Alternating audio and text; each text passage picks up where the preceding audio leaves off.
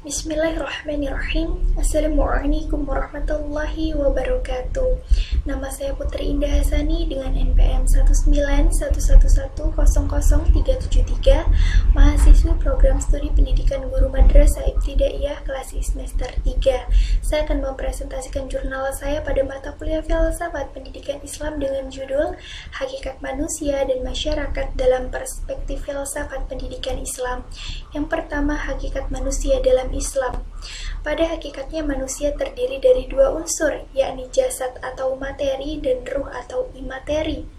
Dari kedua unsur yang tidak dapat dipisahkan itu diberi berbagai potensi seperti indera, yaitu berupa indera pendengaran, penglihatan, penciuman, dan lain sebagainya. Manusia diberi akal, hati, nafsu, dan lain sebagainya. Dengan memberdayakan potensi-potensi diri tersebut ke jalan Allah Subhanahu wa Ta'ala, maka manusia dikatakan sebagai sebaik-baiknya makhluk ciptaan Allah dan insan kamil atau manusia sempurna.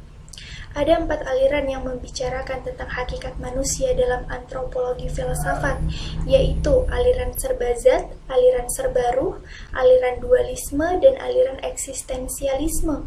Pertama, menurut aliran serbazat, mereka berpendapat bahwa manusia berasal dari unsur alam saja yang bersifat materi. Materi yang mereka maksud berasal dari sperma laki-laki dan sel telur wanita, kemudian berkembang menjadi janin, dan janin itu kemudian berkembang menjadi manusia. Adapun ruh, jiwa, akal, perasaan, dan sebagainya bagi mereka merupakan sel-sel tubuh. Yang kedua, bagi aliran serbaruh, hakikat manusia ini memang hanya ruh, sedangkan jasad bagi mereka merupakan manifestasi dari ruh. Yang ketiga, aliran dualisme. Aliran dualisme berpendapat bahwa hakikat manusia terdiri dari jasad dan rohani. Salah satu tidak bergantung dari yang lainnya karena sumbernya yang berbeda. Keduanya memiliki hubungan kausal yang saling memengaruhi. Contoh, orang yang cacat jasmaninya akan berpengaruh pada perkembangan jiwanya. Sebaliknya, orang yang cacat jiwanya akan berpengaruh pada perkembangan fisiknya. Yang keempat, kaum eksistensialisme. Kaum eksistensialisme mengemukakan pandangannya tentang hakikat manusia. Menurut mereka, hakikat manusia ada di 8, yaitu yang pertama, kemampuan menyadari diri, yang kedua, kemampuan bereksistensi, yang ketiga, kepemilikan kata hati, yang keempat, memiliki moral, yang kelima, kemampuan dalam bertanggung jawab, yang keenam, memiliki rasa kebebasan, yang ketujuh, kesediaan melaksanakan kewajiban dan menyadari hak, dan yang kedelapan, kemampuan menghayati kebahagiaan.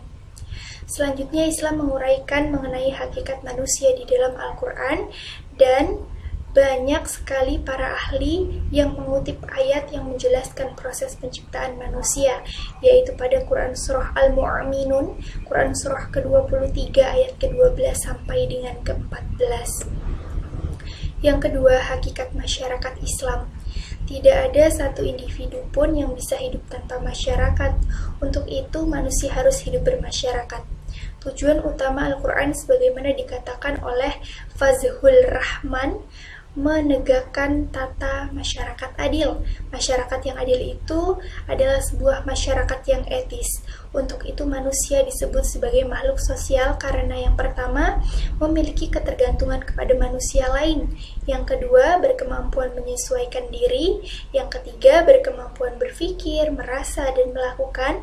Dan yang keempat, berkebutuhan mengembangkan dan menyempurnakan dirinya dengan bantuan orang lain. Yang ketiga, karakteristik masyarakat Islam. Masyarakat Islam adalah masyarakat terbuka yang menjunjung tinggi nilai-nilai kemanusiaan dan kehidupan secara universal atau menyeluruh tanpa memandang asal-usul suku bangsa dan perbedaan agama.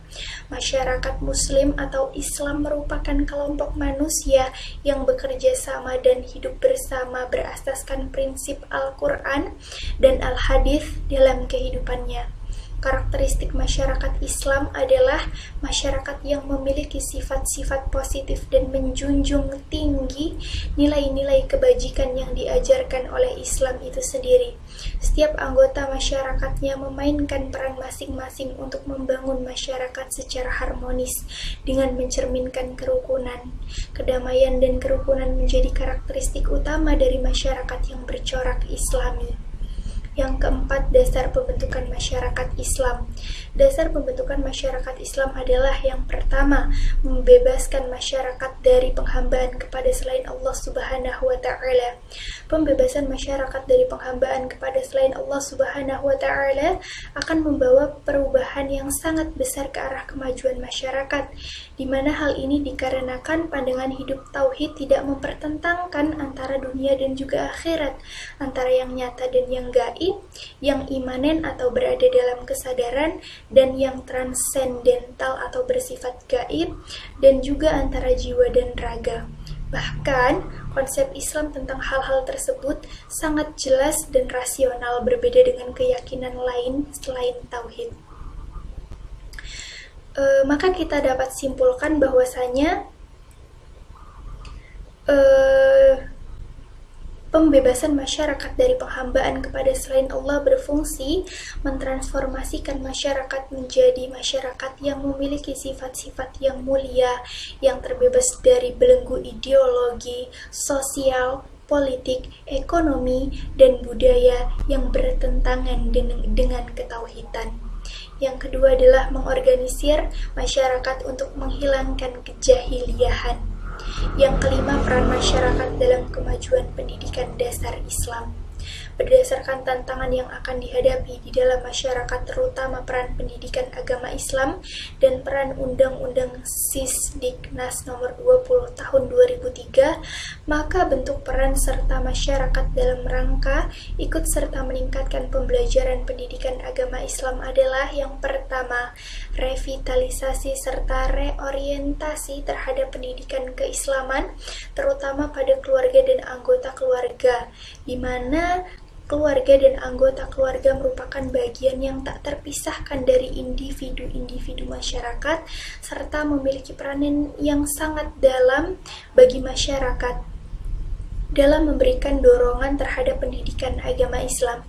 Yang kedua, penguatan learning society, di mana salah satu tempat yang potensial pada penguatan learning society yaitu memfungsikan masjid, musola atau langgar dan lembaga-lembaga non-formal lainnya, di mana setiap RW memiliki masjid atau musola yang secara umum mempunyai jamaah masing-masing yang terdiri dari anggota masyarakat itu sendiri. Yang ketiga, berpartisipasi aktif dalam komite madrasah atau sekolah. Yang keempat, mendorong dan mendukung dalam semua program pendidikan agama, baik di madrasah ataupun di sekolah. Dan yang kelima, mendirikan lembaga pendidikan agama yang berbasis mutu.